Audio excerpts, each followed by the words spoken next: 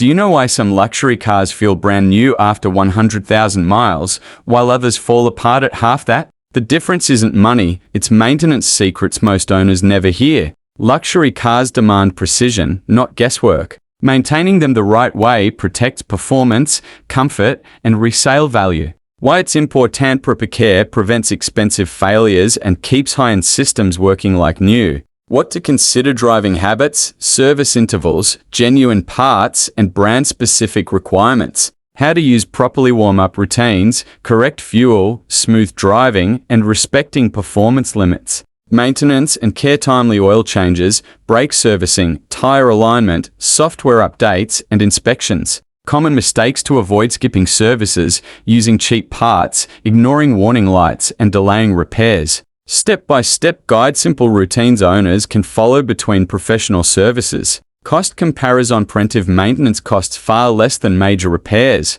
Later, real-life experiment: while identical luxury cars, different maintenance habits, dramatically different outcomes. Quick tips: follow factory schedules, track service history, and choose certified technicians. Final thought: luxury cars don't fail randomly, they fail when owners ignore the details.